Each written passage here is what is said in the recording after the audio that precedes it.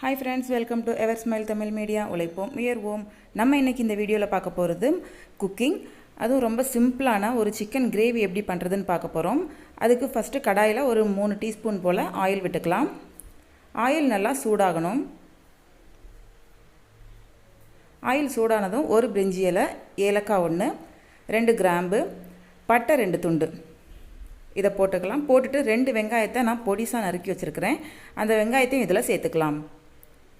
வெங்காயம் நல்லா வதங்கற அளவுக்கு வதக்கிக்கோங்க.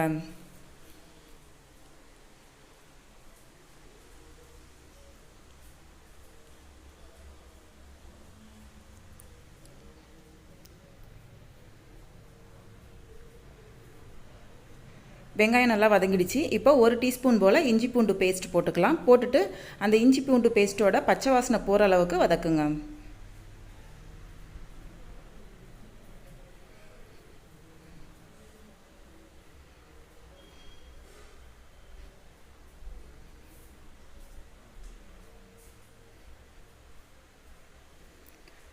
இஞ்சி பூண்டு பேஸ்டோட பச்சை வாசனை போயிடுச்சு. இப்போ ஒரு அரை தக்காளி மட்டும் நான் பொடிசா கட் பண்ணி போட்டுக்கிறேன். தக்காளி போட்டுட்டு ரொம்ப கிளற வேண்டாம். உடனே என்ன பண்ணுங்க, சிக்கன் பீஸை போட்டுக்கலாம். நான் மஞ்சள் தூள் போட்டு கிளறி வச்சிருக்கிறேன். சிக்கன் பீஸை போட்டுட்டு அது சிக்கன்ல இருந்து தண்ணி வர அளவுக்கு நல்லா நம்ம கிளறி விட்டுக்கலாம்.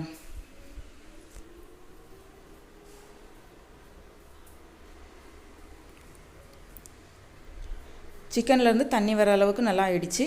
இப்போ நம்ம மசாலா ஐட்டம்ஸ் ஆட் பண்ணிக்கலாம். 1/2 டீஸ்பூன் போல மல்லித்தூள் எடுத்துக்கிறேன், தனியா தூள், 1 டீஸ்பூன் தனி மிளகாய் தூள்,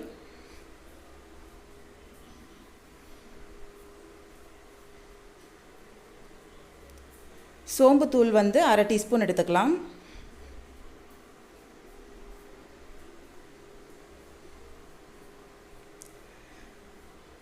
गरम मसाला पाउडर और 1/4 टीस्पून போல அதையும் எடுத்துக்கலாம். மஞ்சள் தூள் ஒரு 2 சிட்டிகை போல போட்டுக்கோங்க.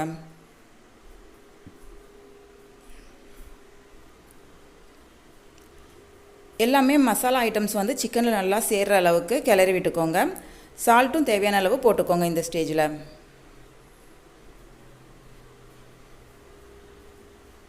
மசாலா சிக்கன்ல எல்லா பீசஸ்லயுமே படணும். அந்த மாதிரி நல்லா கிளறி விட்டுக்கோங்க.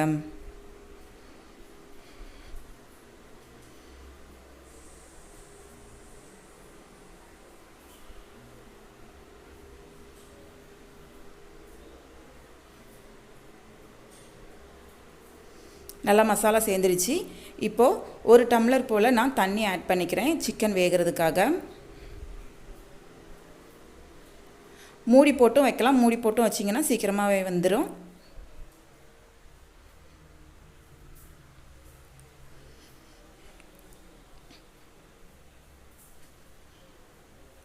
சிக்கன் நல்லா வெந்து தண்ணியும் நல்லா வத்தி வந்துருச்சு. இப்போ 1 டம்ளர் போல திக்கா எடுத்த தேங்காய் பால் நான் சேர்த்துக்கிறேன். தேங்காய் பால் சேர்த்துட்டு அது ஒரு கொதி வரணும். நல்லா கொதி வர்ற அளவுக்கு நம்ம கிளறி விட்டுக்கலாம்.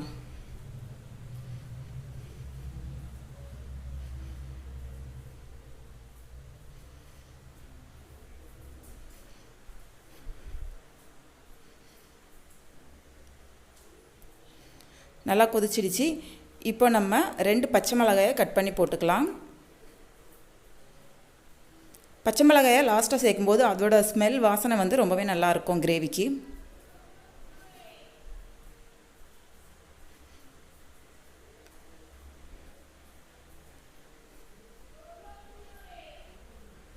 கறிவேப்பிலை கொஞ்சம் தூவி விட்டுக்கோங்க லாஸ்டா இறக்குறதுக்கு முன்னாடி. ஸோ டேஸ்டான சிக்கன் கிரேவி ரெடி ஆயிடுச்சு ஃப்ரெண்ட்ஸ். வீடியோ பிடிச்சதுனா லைக் பண்ணுங்க, உங்க ஃப்ரெண்ட்ஸுக்கும் ஷேர் பண்ணுங்க. மறக்காம சப்ஸ்கிரைப் பண்ணுங்க. Thank you friends. அடுத்த வீடியோல பார்க்கலாம்.